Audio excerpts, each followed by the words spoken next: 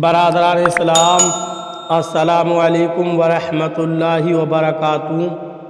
آپ تمامی حضرات سے گزارش کی جاتی ہے کہ خود بھی قرآن کریم کی تلاوت، ترجمہ، تفسیر سماعت کیجیے اور اپنے عزیز و اقارب رشتہ دار کو بھی شیئر کیجیے تاکہ آپ اس کے ذریعے صدقہ جاریہ کے مستحق ہو جائیں۔ اعوذ باللہ من الشیطان الرجیم، بسم اللہ الرحمن الرحیم۔ اذا وقعت الواقعہ لیس لوقعتها کاذبہ۔ ترجمہ کنز الایمان۔ اللہ کے نام سے شروع جو نہایت مہربان رحم والا۔ جب ہولے گی وہ ہونے والی، اس وقت اس کے ہونے میں کسی کو انکار کی گنجائش نہ ہوگی۔ ترجمہ کنز العرفان۔ اللہ کے نام سے شروع جو نہایت مہربان رحمت والا ہے۔ جب واقع ہونے والی واقع ہوگی، اس وقت اس کے واقع ہونے میں کسی کو انکار کی گنجائش نہ ہوگی۔ اذا وقعت الواقعہ، جب واقع ہونے والی واقع ہوگی۔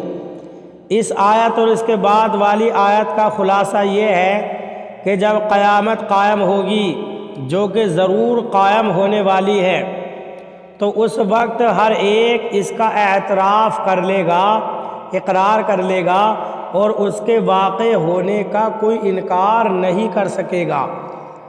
اور قیامت چونکہ بہر صورت واقع ہوگی، اس لیے اس کا نام واقعہ رکھا گیا۔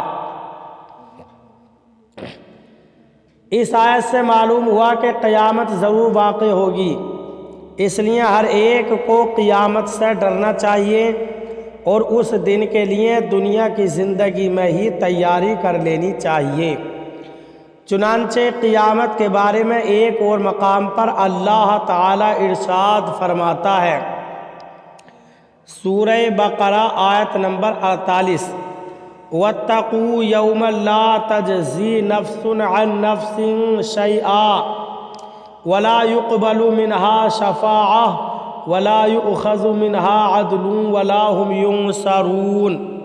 ترجمہ، اور اس دن سے ڈرو جس دن کوئی جان کسی دوسرے کی طرف سے بدلہ نہ دے گی اور نہ کوئی سفارش مانی جائے گی اور نہ اس سے کوئی معاوضہ لیا جائے گا اور نہ ان کی مدد کی جائے گی۔ اور ارشاد فرماتا ہے، وَاتَّقُوا يَوْمًا تُرْجَعُونَ فِيهِ إِلَى اللَّهِ ثُمَّ تُوَفَّى كُلُّ نَفْسٍ مَا كَسَبَتْ وَهُمْ لَا يُظْلَمُونَ۔ سورہ بقرہ آیت نمبر 281۔ ترجمہ، اور اس دن سے ڈرو جس میں تم اللہ کی طرف لوٹائے جاؤ گے، پھر ہر جان کو اس کی کمائی بھرپوری دی جائے گی اور ان پر ظلم نہیں ہوگا۔